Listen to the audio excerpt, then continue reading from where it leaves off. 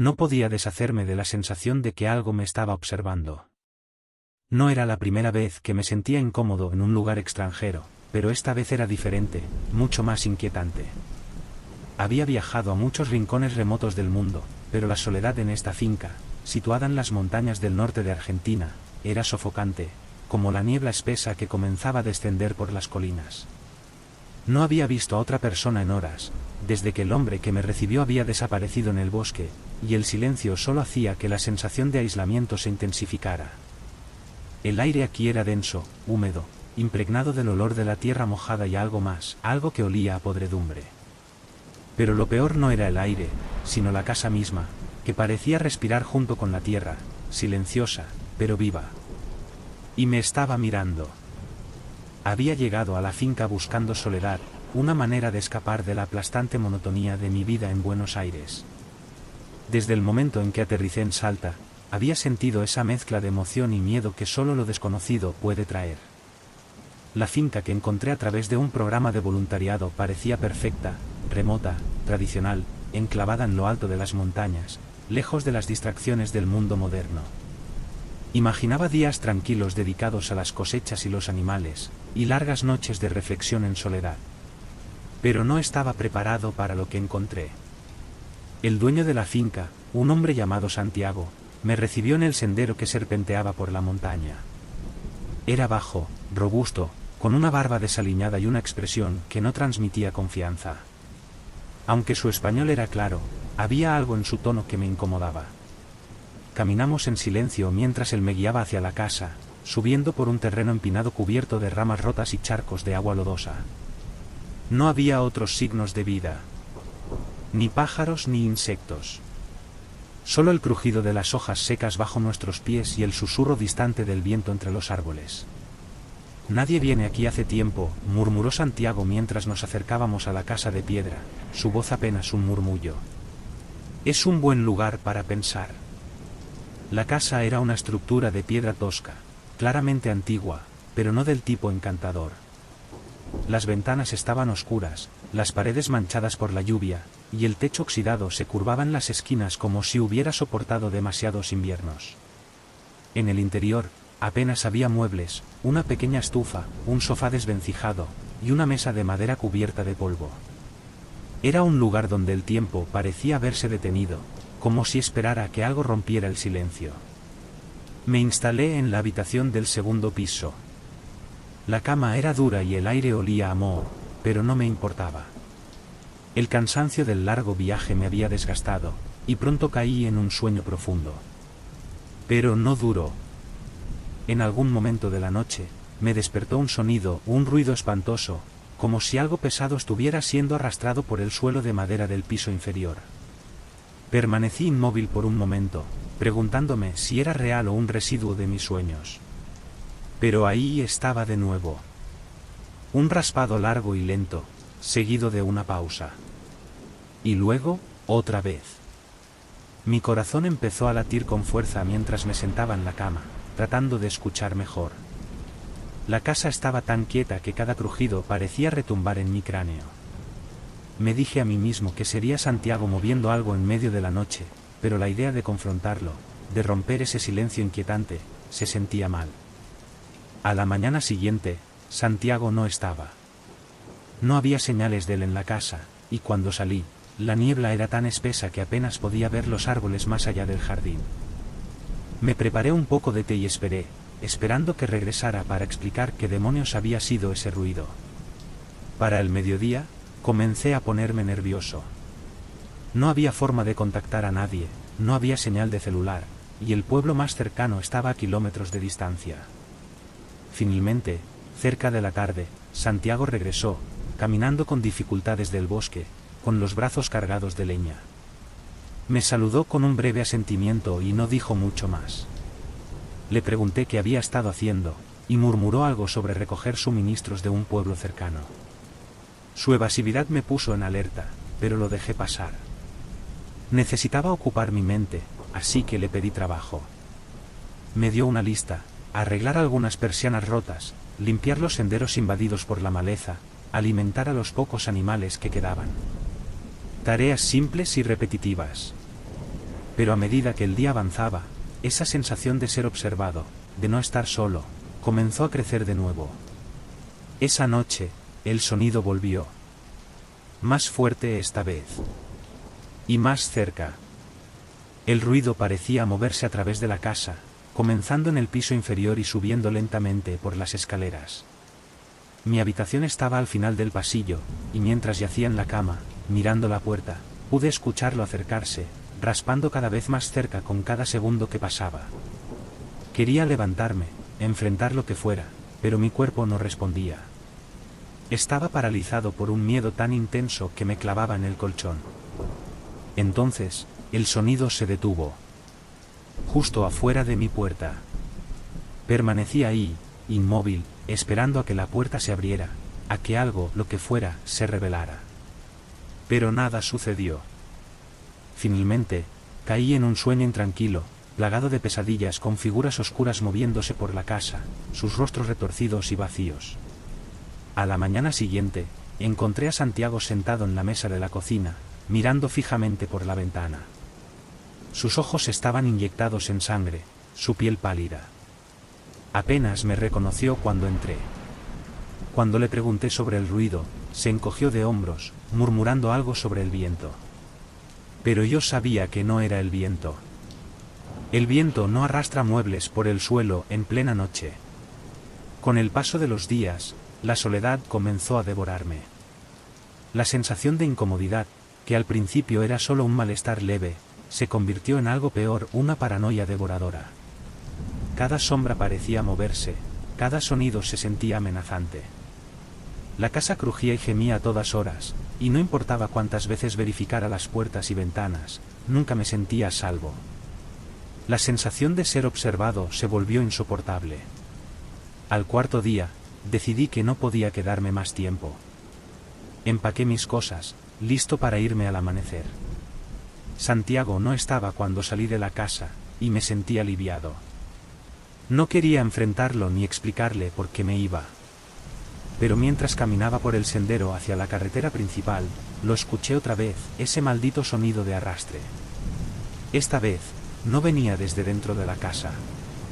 Estaba detrás de mí, siguiéndome. Me giré, con el corazón acelerado, pero no había nada allí, solo la niebla, espesa e impenetrable. El sonido creció, más fuerte, más cerca. Comencé a caminar más rápido, pero el ruido no disminuía. Un sudor frío se apoderó de mí mientras rompía a correr, con el sonido ahora justo encima de mí, aunque no podía ver que lo estaba provocando. El pánico se apoderó de mí mientras corría hacia la carretera, el ruido cada vez más implacable y amenazante. Finalmente, llegué al borde de la carretera, y el sonido se detuvo. Me quedé allí, jadeando, con el pecho ardiendo, mientras miraba hacia la colina. La casa apenas era visible a través de la niebla, pero podía sentirlo. Estaba ahí, mirándome. Observando. Esperando. No volví a mirar atrás. Llegué al pueblo más cercano al caer la noche, desplomándome en el primer autobús que encontré. El conductor me miró con extrañeza, pero no me importaba. Solo quería estar lo más lejos posible de ese lugar. Mientras el autobús avanzaba por la carretera, eché un último vistazo por la ventana, y a lo lejos, a través de la niebla que comenzaba a despejarse, lo vi, una figura oscura de pie en la colina, mirándome alejarme. Nunca volví a hablar con Santiago. Cuando intenté buscar la finca en línea, había desaparecido, como si nunca hubiera existido. Pero sé que lo que experimenté fue real. Y a veces, tarde en la noche, todavía escucho ese horrible sonido de arrastre en mis sueños. Y en esos sueños, siempre se está acercando. ¿Te están gustando las historias? Entonces suscríbete al canal. Después de todo, ¿quién puede asegurar que el próximo susto no sea el último?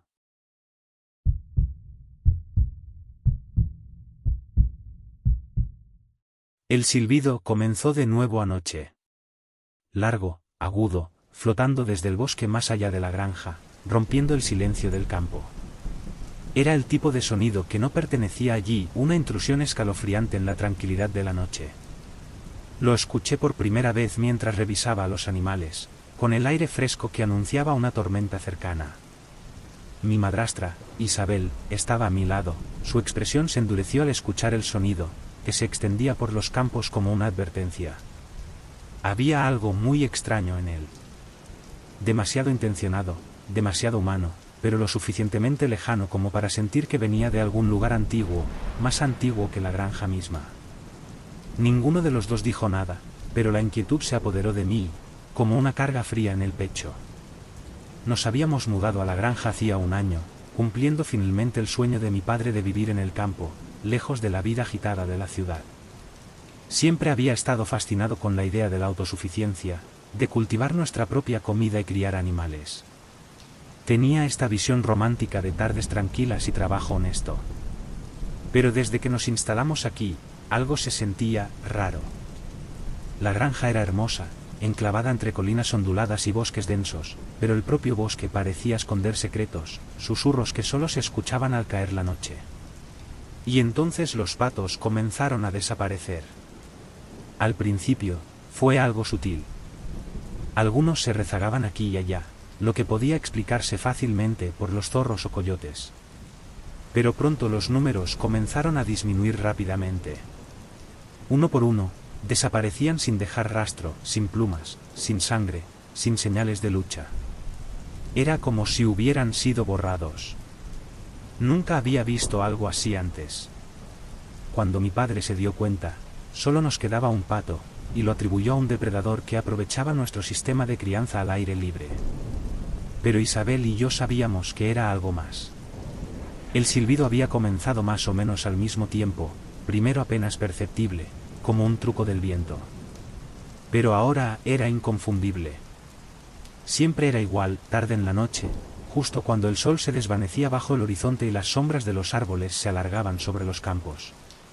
El sonido flotaba hacia la casa, suave pero persistente, como si llamara a algo más profundo dentro del bosque. Y cada vez que lo escuchábamos, algo más desaparecía. Una noche, el silbido se acercó. Isabel y yo estábamos afuera, revisando las gallinas y asegurando todo para la noche. El cielo se había tornado de un gris enfermizo, y el viento comenzaba a aumentar. Mientras nos dirigíamos de vuelta a la casa, lo escuchamos de nuevo, esta vez más nítido, más claro. Era inconfundiblemente humano, y sin embargo, no había nadie alrededor.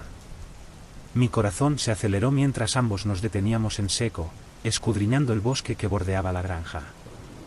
¿Lo escuchas?, susurré, viendo mi aliento mezclarse con el aire frío. Isabel asintió, con los ojos bien abiertos. Está más cerca esta vez. Nos quedamos allí, esforzándonos por escuchar, pero el sonido cesó tan abruptamente como había comenzado. El bosque permanecía quieto, pero el silencio se sentía cargado, como si algo estuviera esperando, justo fuera de nuestra vista. Nos apresuramos de regreso a la casa, cerrando las puertas detrás de nosotros, y por el resto de la noche, la inquietud nos envolvió como una manta pesada. Había algo allá afuera, y lo que fuera, nos estaba vigilando. Pasaron varios días sin incidentes, pero la granja nunca volvió a sentirse igual. Mi hermano Andrés siempre fue escéptico, desestimando nuestras preocupaciones con facilidad. Era un hombre práctico, no alguien que creyera en lo sobrenatural. Pero ni siquiera él pudo explicar las desapariciones o la inquietante sensación que se había sentado sobre la granja como una sombra persistente. Y lo peor era que el silbido seguía allí, cada vez más fuerte, más frecuente. Los animales estaban inquietos, y hasta los perros se negaban a acercarse al bosque. Y entonces, una noche, sucedió de nuevo. Una tormenta se acercaba, el cielo oscuro y amenazante, cuando escuchamos el sonido. Esta vez, estaba inconfundiblemente cerca, justo al borde del patio. Andrés, maldiciendo algo sobre intrusos, agarró su escopeta y salió furioso al exterior. Isabel y yo lo seguimos de cerca, el miedo mordisqueando mis entrañas. El viento rugía a través de los árboles, y la lluvia ya había comenzado a caer, pero ahí estaba, el silbido. Más claro, más insistente. Un escalofrío recorrió mi columna vertebral. Seguimos a Andrés hasta el borde del bosque, donde los árboles se alzaban imponentes y amenazadores. El sonido parecía provenir de más adentro, más allá del alcance de nuestras linternas. Mi hermano, terco como siempre, cargó la escopeta y dio un paso adelante. Sea quien sea que esté ahí, es mejor que salga, gritó, su voz apenas audible sobre el rugido del viento. No hubo respuesta. Solo el silbido espeluznante, tejiéndose entre las ramas como un fantasma. Y entonces, en el breve destello de un relámpago, lo vimos. Una figura, agachada entre los árboles, vestida de blanco. Por un momento, el tiempo pareció detenerse. La figura no se movió, no respondió a los gritos de Andrés. Simplemente estaba allí, una mancha pálida entre los árboles, iluminada fugazmente por la tormenta. Y luego, en un instante, desapareció, desvaneciéndose en la oscuridad como si nunca hubiera estado allí. Andrés disparó al aire, el sonido ensordecedor en medio de la tormenta, pero fue inútil. Quienquiera que estuviera ahí, ya se había ido. Nos quedamos allí, empapados y temblando, mirando fijamente hacia el vacío del bosque. Mi pulso martillaba en mis oídos mientras la realidad de lo que habíamos visto comenzaba a hundirse. Corrimos de regreso a la casa, cerrando cada puerta, cada ventana, y por el resto de la noche, ninguno de nosotros pudo dormir. Me quedé despierto, con el recuerdo de la figura grabado en mi mente. ¿Quién era? ¿Por qué nos estaba vigilando? ¿Y por qué se había acercado tanto? A la mañana siguiente, encontramos algo más que solo nuestro miedo esperando por nosotros.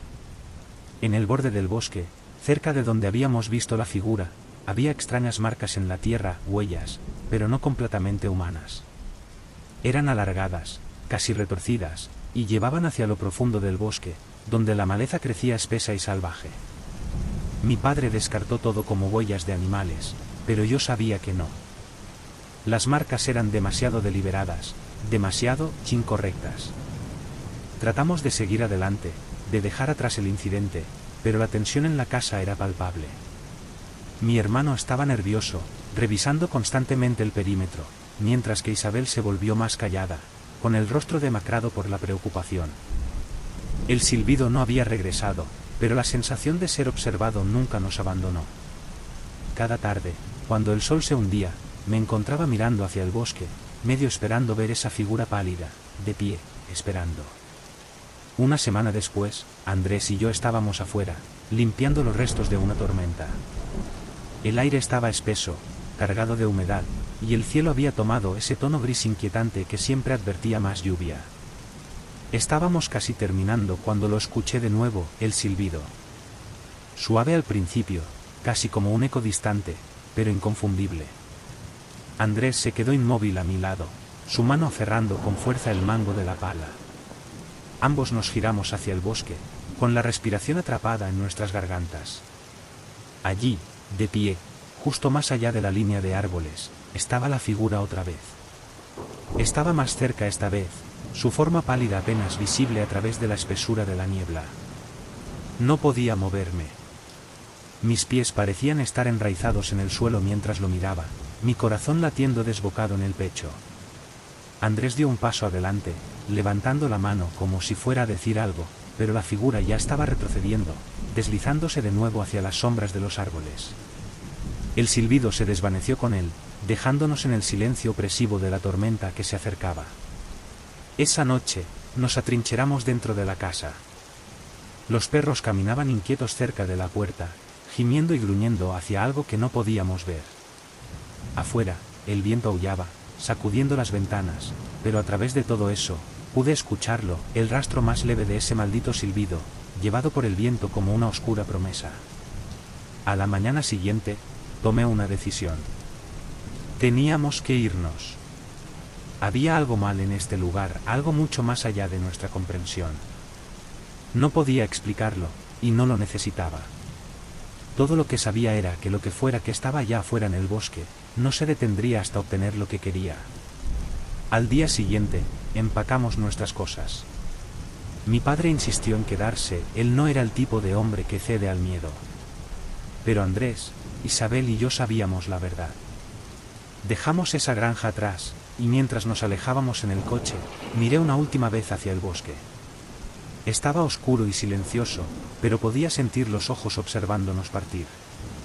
Y mientras el coche avanzaba por el camino de tierra, creí escuchar de nuevo un suave y distante silbido, llevado por el viento.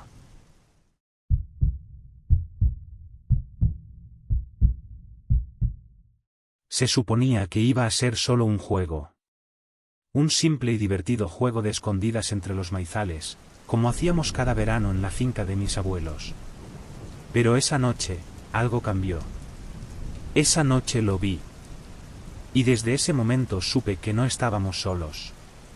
Aún puedo escuchar su voz en mi cabeza, la manera en que susurró mi nombre, como si siempre lo hubiera sabido. El maizal siempre había sido nuestro terreno de juego, pero después de esa noche, se convirtió en otra cosa. Algo oscuro. Algo maldito. Era el verano de 2012. Tenía 13 años, y como todos los años, mis primos y yo pasábamos nuestras vacaciones en la finca de mis abuelos, ubicada en un rincón apartado de Jalisco. La finca abarcaba hectáreas de tierra, rodeada por interminables filas de maíz, densos bosques y el incesante zumbido de la vida en el campo. Mis primos, Valeria y Joaquín, tenían mi misma edad, y siempre esperábamos con ansias esas semanas de libertad, sin reglas, sin padres, solo los tres, haciendo lo que quisiéramos mientras los adultos trabajaban la tierra. Ese verano había sido especialmente caluroso. El aire estaba cargado de humedad, y los maizales habían crecido altos y densos, formando el laberinto perfecto para nuestro juego favorito, las escondidas. Era el tipo de juego que se sentía eterno, una distracción inocente de las largas tardes de ocio. Atábamos un pañuelo sobre los ojos del que buscaba y nos adentrábamos en los maizales, esperando el inevitable momento en que tropezara entre las filas de maíz intentando encontrarnos. Nunca pensé que algo malo pudiera ocurrir allí. Solo era un campo. Solo maíz. Pero esa noche descubrí la verdad, había algo más acechando entre esos tallos, algo que había estado esperando, observándonos, desde hacía mucho tiempo. Todo comenzó como una noche cualquiera. El sol apenas comenzaba a ponerse, proyectando largas sombras sobre los campos mientras la luz del día se desvanecía en un resplandor anaranjado. El aire estaba espeso y quieto, los grillos ya comenzaban su canto mientras nos reuníamos en el borde del maizal, riendo y empujándonos con picardía. Yo empiezo, dijo Joaquín, agarrando el pañuelo que usábamos como venda. Siempre estaba ansioso por ser el buscador, disfrutaba la emoción de perseguirnos en el laberinto oscuro del maíz. Valeria y yo asentimos, sonriendo mientras corríamos hacia el campo, levantando polvo con nuestros pies mientras desaparecíamos entre las filas. Los tallos eran altos ese año, más altos de lo que recordaba, y no pasó mucho tiempo antes de que dejara de ver la casa de mis abuelos. Encontré un buen lugar para esconderme, agachándome entre las hojas crujientes, esperando a que Joaquín comenzara la cuenta regresiva. 1, 2, 3. Su voz se fue apagando a medida que contaba, y pronto, todo lo que podía escuchar era el viento susurrando a través del maíz. Mi corazón latía rápido con la familiar emoción del juego, el placer de estar oculta, invisible, mientras el buscador vagaba a ciegas, tratando de encontrarnos. Pero luego, algo extraño sucedió. El aire cambió. Al principio fue algo sutil, una calma extraña que se asentó sobre el campo como una manta. Los grillos dejaron de cantar, y el viento se detuvo, dejando solo el sonido de mi propia respiración. Me esforcé por escuchar, esperando oír a Joaquín llamándonos o moviéndose entre las filas, pero no había nada. Solo silencio. Un silencio denso y pesado que se cerraba sobre mí desde todos los lados. Y entonces, lo escuché. Pasos. Eran lentos, deliberados, moviéndose entre el maíz a solo unas filas de donde yo me escondía. Al principio pensé que era Joaquín, pero algo se sentía mal. Los pasos eran demasiado pesados, demasiado calculados, como si quien quiera que estuviera caminando supiera exactamente dónde estaba yo. Sentí un escalofrío recorrerme el cuerpo mientras el sonido se acercaba, y me agaché más, conteniendo la respiración. «¿Joaquín?», susurré, esperando que respondiera. Pero no hubo respuesta. Los pasos continuaron, aplastando la tierra seca, más cerca ahora, tan cerca que casi podía sentir el suelo vibrando bajo mis pies. Me apreté contra los tallos, mi corazón martillando en el pecho. Y entonces, los pasos se detuvieron. Justo frente a mí. Me atreví a asomarme entre las hojas gruesas, mis ojos esforzándose en la penumbra. Fue entonces cuando lo vi a un hombre, de pie a solo unos metros, su figura alta apenas visible en las sombras. No era Joaquín. No era nadie que yo conociera. Era un extraño, vestido con ropas oscuras y raídas, su rostro oculto por la poca luz, pero pude ver lo suficiente. Su piel era pálida, casi enfermiza, y su cabello era largo y enmarañado, colgando sobre sus ojos como un telón. Me estaba mirando fijamente. Me congelé, mi cuerpo bloqueado en su lugar mientras nuestras miradas se encontraban a través de los huecos en el maíz. No podía moverme. No podía gritar. Lo único que pude hacer fue devolverle la mirada, mientras mi mente se llenaba de terror. ¿Cómo había llegado allí? ¿Quién era? ¿Y qué quería? El hombre dio un paso adelante, sus pies crujieron sobre la tierra seca, y sentí que una oleada de pánico se apoderaba de mí. Necesitaba correr. Necesitaba salir de allí. Pero mis piernas no respondían. Era como si estuviera enraizada en el lugar, igual que el maíz que me rodeaba, atrapada en ese horrible silencio. Entonces, el hombre sonrió. No fue una sonrisa amable. Fue una sonrisa lenta, deliberada, como si supiera algo que yo no. Como si hubiera estado esperando este momento todo el tiempo. Y luego, en la voz más suave, apenas un susurro, pronunció mi nombre. María. Mi sangre se heló. ¿Cómo sabía mi nombre? Fue en ese momento cuando corrí. Salí disparada de mi escondite, corriendo a través del maíz tan rápido como mis piernas podían llevarme. Los tallos golpeaban mi rostro, cortando mi piel, pero no me importaba. Podía escucharlo detrás de mí, sus pasos aplastando la tierra, persiguiéndome, acercándose cada vez más. No me atrevía a mirar atrás. No podía. Todo lo que podía hacer era correr. El campo parecía interminable, las filas se extendían para siempre, pero sabía que tenía que encontrar el camino de salida. La casa no estaba lejos. Si lograba llegar al borde del campo, estaría a salvo. Pero el maíz era tan denso, y ya no sabía dónde estaba. El sonido de mi respiración entrecortada llenaba mis oídos, ahogando todo lo demás. De repente, tropecé, mi pie enganchándose con algo en la tierra. Caí con fuerza, golpeando el suelo con un golpe sordo, el aire escapándose de mis pulmones. Por un momento, me quedé allí, aturdida, jadeando por aire. Y entonces lo sentí, una mano fría y áspera cerrándose alrededor de mi tobillo. Grité. El hombre me arrastró hacia atrás, tirando de mí por la tierra como si fuera una muñeca de trapo. Su agarre era de hierro, sus dedos se clavaban en mi piel, y pateé y forcejeé, desesperada por liberarme. Pero era demasiado fuerte. Mi corazón latía con fuerza mientras me retorcía, intentando ver su rostro. Pero todo lo que vi fue oscuridad. Y entonces, tan repentinamente como había comenzado, se detuvo. La mano me soltó, y me levanté de un salto, respirando con dificultad, mi cuerpo temblando de miedo. Miré a mi alrededor, pero el hombre había desaparecido. El campo estaba vacío.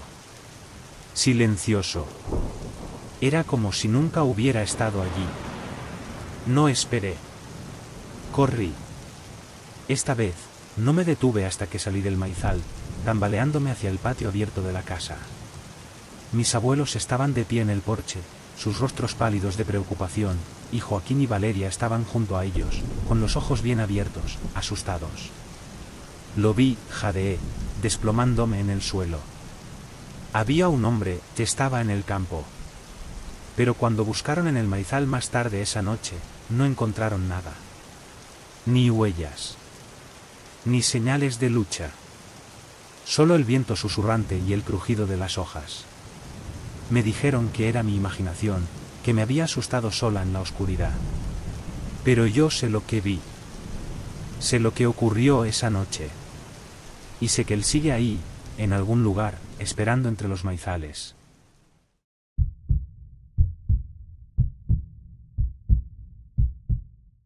Nunca había visto a mi hermano llorar, hasta esa noche. La noche en que descubrimos lo que realmente rondaba la vieja cabaña en nuestra finca. Siempre fue el valiente, el protector, el escéptico. Pero lo que vio en esa cabaña quebró algo dentro de él, algo que nunca sanó del todo. Incluso ahora, años después, puedo ver su rostro pálido, la forma en que sus manos temblaban mientras se tambaleaba de regreso a la casa. Apenas podía hablar, pero cuando lo hizo, solo dijo 3 palabras, ella estaba ahí. Crecer en nuestra finca familiar era como vivir en una burbuja de simplicidad, rodeados de campos infinitos, bosques densos y una abrumadora sensación de aislamiento. La finca había estado en nuestra familia durante generaciones, una vasta propiedad en medio de la nada, lejos del ruido de la ciudad. Mis padres eran personas prácticas y trabajadoras, y nos criaron de la misma manera, duros, independientes, sin miedo al mundo. Pero había una parte de la finca a la que nunca nos acercábamos voluntariamente, la vieja cabaña. La cabaña se encontraba en medio de un amplio pastizal descuidado, abandonada durante años, dejada a pudrirse bajo el peso del tiempo.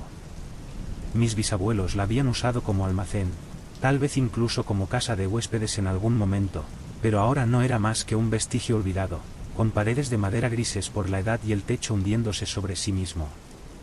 Mi padre siempre decía que no era segura, pero yo sabía la verdad. No era que temiera que la cabaña se cayera. Temía algo más, algo que había estado ahí mucho antes de que naciéramos. Los rumores sobre la cabaña siempre eran susurrados entre los adultos, tarde en la noche, cuando pensaban que no podíamos oírlos.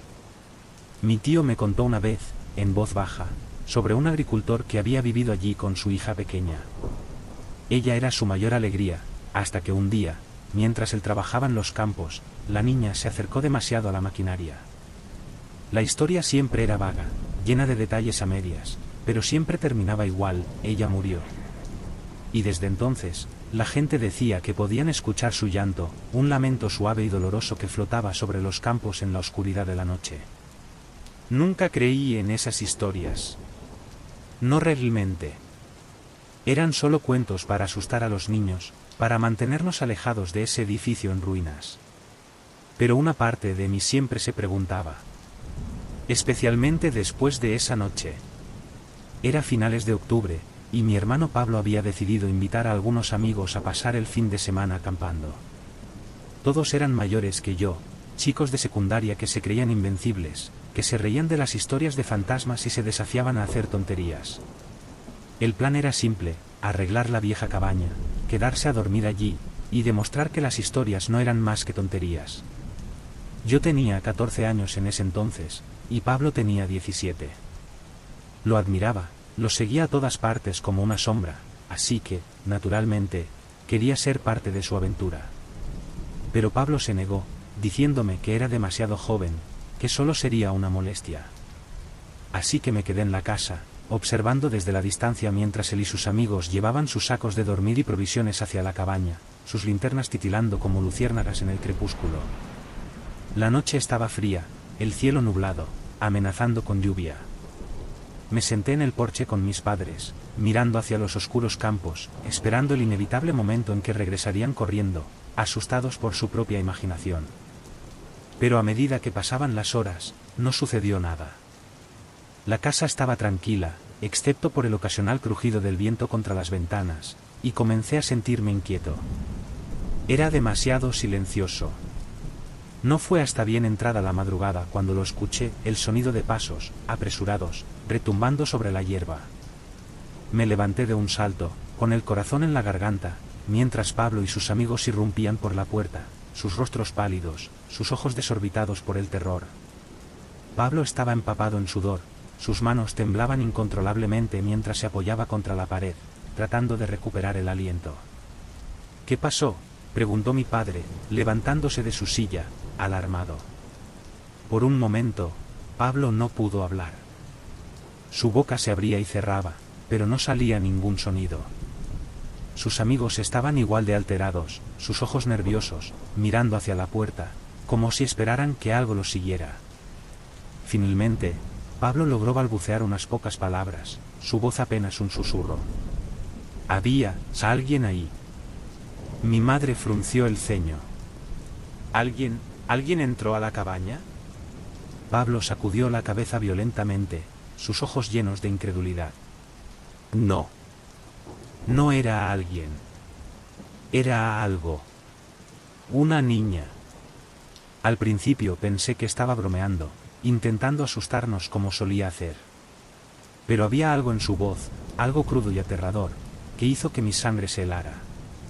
Mi padre lo presionó para obtener más detalles, pero Pablo no podía explicarlo. Seguía diciendo lo mismo una y otra vez, ella estaba ahí. No fue hasta la mañana siguiente cuando escuché toda la historia. Pablo se había quedado despierto más tarde que los demás, leyendo a la luz tenue de una linterna mientras sus amigos dormían. La cabaña era fría y el viento se colaba por las grietas de las paredes, pero no le prestó mucha atención hasta que escuchó algo. Un sonido suave, como un llanto, que flotaba en el aire nocturno. Al principio pensó que era solo el viento, o tal vez uno de sus amigos teniendo una pesadilla. Pero luego lo escuchó de nuevo, más fuerte esta vez, inconfundible. Alguien estaba llorando. Agarró su linterna y se levantó, moviéndose hacia el sonido. Parecía venir desde afuera, más allá de la cabaña, cerca del borde del campo. Su corazón latía con fuerza mientras abría la puerta y salía a la oscuridad, el haz de luz de la linterna cortando la densa niebla que se había asentado sobre la tierra. Y entonces la vio. Una niña, de pie al final del pastizal, dándole la espalda, con su largo cabello oscuro cayendo hasta su cintura. Era pequeña, quizás 8 o 9 años, y su ropa era anticuada, como sacada de una fotografía de hace un siglo. Estaba llorando, sus hombros temblaban con suaves sollozos, pero no se movía. Simplemente estaba ahí, congelada en su lugar. Pablo, susurré, sintiendo que un escalofrío recorría mi espalda. ¿Qué hiciste? Él tragó saliva con dificultad, su rostro pálido. Le hablé. Le pregunté si estaba bien, si necesitaba ayuda. Pero no respondió. Ni siquiera se dio la vuelta. Mi estómago se retorció de miedo mientras seguía contando. Había dado un paso hacia ella, luego otro, su linterna enfocada en la figura de la niña. Pero no importaba cuánto se acercara, ella nunca se movió, nunca lo reconoció. Era como si ni siquiera supiera que él estaba allí. Y entonces, justo cuando extendió la mano para tocarle el hombro, desapareció. Se esfumó. Como si nunca hubiera estado ahí. Los amigos de Pablo se despertaron en ese momento, alarmados por el sonido de la puerta al cerrarse de golpe cuando él corrió de regreso adentro. No vieron a la niña, pero le creyeron lo suficiente como para recoger sus cosas y salir corriendo de la cabaña sin pensarlo 2 veces. Nunca volvimos a hablar de la niña después de eso. Mi padre le dijo a Pablo que solo había sido un truco de la luz, tal vez su imaginación jugándole una mala pasada en la niebla. Pero yo sabía la verdad. Sabía que lo que Pablo había visto era real, tan real como el miedo en sus ojos, tan real como los escalofríos que me recorren cada vez que miro hacia la vieja cabaña. Unas semanas después, mi padre decidió quemar la cabaña. Dijo que era demasiado peligrosa para dejarla en pie, que era un riesgo, pero creo que sabía la verdad. Creo que quería ponerle fin a lo que fuera que rondaba ese lugar, darle a la niña un descanso final. Pero incluso ahora, años después, a veces me pregunto, ¿realmente se fue? ¿O sigue ahí afuera, en algún lugar de la oscuridad, esperando que alguien más la encuentre?